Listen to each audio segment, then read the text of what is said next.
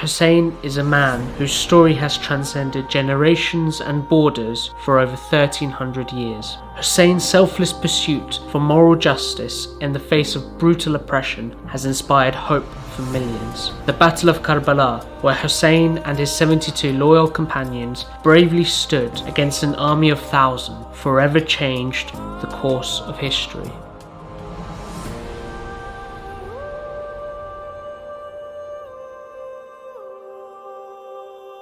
Hussain was born in 626 AD in the city of Medina to the noble family of the Prophet Mohammed. He was raised by a family renowned for their honesty, compassion, and justice. He was revered and celebrated by people from different walks of life. Every lover of truth and every lover of justice loved Hussain alayhi salam. And this, no doubt, began way back while they were in the holy city of Medina. The values that he adopted as a child were the values that he learnt as he grew up. And he grew up in the holiest of houses. He grew up with his grandfather, the Prophet. As a young child, Hussain witnessed his grandfather's struggle to establish a morally just and compassionate society. They embraced a very sincere life, a very humble life. They prioritized charity, giving, and working to improve the societies they were in. Arabian society was plagued by violence and corruption. Muhammad's rise and the advent of Islam eradicated much of this injustice, and the people had widely adopted a moral way of living. In 632 AD, the Prophet Muhammad passed away, devastating a young Hussain. What followed after would impact Hussain in ways he could not yet comprehend. Shortly after the Prophet's death, the leadership of the newly formed nation fell into dispute. Divisions amongst the people emerged, and a violent power struggle fractured the nation for over 30 years, which led to a lengthy civil war between Hussein's father, Ali ibn Abi Talib, and Muawiyah. Muawiyah, who was originally from a tribe or clan which had in the early years opposed the Prophet's message and Islam, took power. Started off in his power base in Syria, in Damascus. Ali ibn Abi Talib was assassinated, and Muawiyah assumed full control. Choosing to avoid further conflict, Hussein's elder brother, Hassan, made a treaty with Muawiyah, which would prevent Muawiyah from passing on rule to his son, amongst other things. These clauses of the truce were basically violated, and the ultimate expression of that violation was the actual assassination of Hassan himself around 10 years after that. Having violated the treaty, Muawiyah allowed his son Yazid to take over the power. Yazid was widely regarded as a tyrannical and cruel narcissist who wanted to rule with an iron fist. Yazid sought the allegiance of Hussain to cement his claim to power and gain credibility. One of the needs, one can say, of an oppressive regime is the need for legitimacy. And the important sources of that legitimacy has to come from prominent members of the society who are respected for their high morals to support them. Having witnessed years of injustice and the steady moral decay of his society, Hussain knew he had to draw a line with Yazid to prevent the total collapse of the nation to the hands of a despotic tyrant. Hussain refused to pledge allegiance to Yazid. In one sense, he was very divisive, but usually when people fight for justice, they are divisive. Usually it divides the community, those in favor of what is right and those who are not. And so in his very divisiveness, he was really making a stand that separated the good from the bad, the just from the unjust. Fundamentally, Hussain is not interested in the fight. He's not interested in taking to battle, but rather he's interested in making people aware of what's actually going on in the world, how things have changed since the demise of the Prophet. Not being able to get an endorsement from Hussein, Yazid threatened to assassinate Hussein. Wanting to avoid violence, Hussein left his home and travelled to the city of Mecca. Here, Hussein sought to rally the people and delivered a passionate sermon rebuking the community leaders who had failed to stand against Yazid, saying, "You have taken lightly your duties as leaders. You have neglected the rights of the oppressed and the lowly, but have assiduously pursued what you regard as your personal rights." His moral justice was quite a simple issue. It was that we must be willing to take a stand and even die for what is right, that there can be no compromise. And I think it's that refusal to compromise, and he was made a number of offers by the people in power to compromise, to turn back, to try a different route. This refusal to compromise, even in the face of great personal danger, that for me is the key to the morality, the ethics of his justice. Most leaders, they will remain in their comfort zones and send their people to go and do the work. They will call for justice, but they will not be on the ground or in the field to promote justice. Imam Hussain did not do that. Imam Hussain alayhi salam led from front. Hussein had received hundreds of letters from the residents in the city of Kufa, present-day Iraq, pledging their support in the struggle against Yazid. As the threat of violence increased, Hussein departed from Mecca, along with his family and loyal companions, and began the long journey towards Kufa. When Yazid became aware of Hussein's intention, he dispatched a brutal governor to quash the dissent, but Hussein persisted with his movement eastward. As Hussein got closer to Kufa, he was intercepted by a battalion of Yazid's army, led by a commander called Hur. Hussein, his family and companions were prevented from going any further and were forced to stop in a dry desert land known as Karbala. Hur and his entourage of forces came. His horses and his soldiers were thirsty. Hussein offered them water. He did not say, "These people are here to monitor me and to make life difficult for me and to block my way." He gave them water. Hussein's selfless act of kindness was to be met in turn with a cruel response by Yazid's army, who proceeded to surround Hussein's camp and cut off the water supply.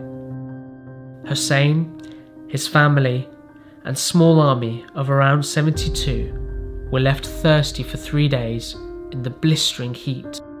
Hussein said something which rings very true for the human condition. He said, "Human beings are slaves to the world. As long as our situation is fine, we have food, we have water, we have money, we have the basics, people will profess their beliefs, they will profess their religion on their tongues. But when people are tested, when people are tried, very few people remain who are sincere and devoted." On the eve of Ashura, Abu Abdullah gathered all his companions and he asked for the candle to be switched off. So it was put off. And he said to his companions, "I am the target, you are not the target. Why don't you go? And no blame on you." Each and every one of them stood up and pledged their allegiance to Abu Abdullah Hussain alayhi salam. As the sun dawned on what is known as the day of Ashura, Hussein and his brave army of 72 prepared to make their final stand of honour and dignity against an army of thousands. In a remarkable turn of events, Hur defected from Yazid's army, realising that he had made a terrible mistake, and pledged to fight alongside Hussein. Unafraid and fueled by belief in something greater, Hussein's companions fought relentlessly till their very end. Each of these members of his family went out one by one, often reciting extraordinary poetry and dying one by one in front of Al-Hussein, and all of them, as they went out to fight, claiming the reason why they were doing this, that it wasn't just because they liked him, but because they believed in his cause.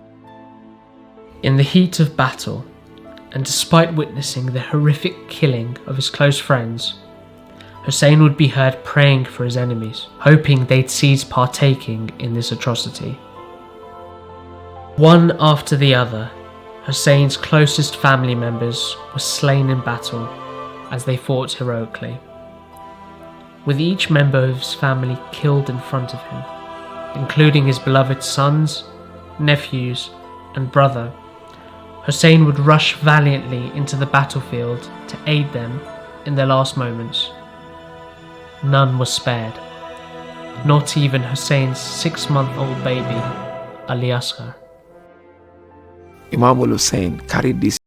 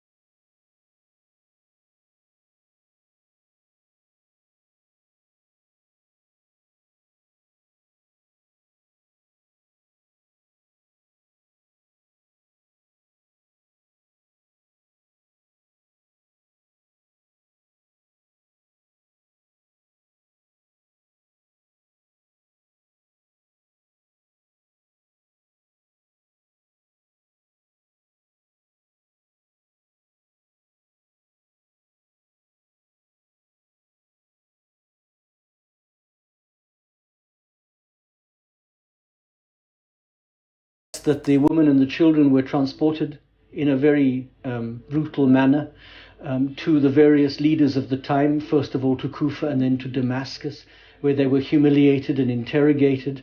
But of course it is the lady Zainab, who cannot be separated from her brother, who keeps all of this alive and begins to retell the tale. And so it's a terrible time, and it's the beginning of something absolutely wonderful. Following the tragic killing of Hussein, his sister Zainab carried the flag of Hussein's mission and became the moral support for the women and children who had been taken captive. Famously, when asked how she perceived what had transpired, she replied eloquently, "I saw nothing but beauty." she makes these two famous protests against the citizens of Kufa and then against Yazid. And she is famous that not only does she denounce his leadership and indict him as a person, but she also in those moments begins the story of Karbala and ensures at that moment that the story will never be forgotten and that the lessons of Karbala will never be forgotten. Zainab's fiery speech in the courtyards of Yazid sent shockwaves across the nation, as word spread of how Hussein and his small army were martyred in Karbala. Realizing his grave miscalculation, Yazid freed Hussein's family. Zainab, alongside Hussein's last remaining son, Ali Zain al-Abidin, began to tell people of what happened in Karbala. This triggered a series of uprisings, which eventually led to Yazid's rule being dismantled. For a number of people, the commemoration of Hussein is also about this quest for justice and goodness in the world. And so the recounting of the story of what happened is then connected with accounts of oppression, of tragedy, and of brutality in the world that we have, and a hope and desire for something better. The story of Hussein has been remembered through generations every year as a source of empowerment in the fight for moral justice. How Hussein and his army of 72 were victorious against a tyrannical enemy through sacrificing their lives. 1300 years later, millions of people from all backgrounds flocked to pay tribute to Hussein at his shrine in Iraq.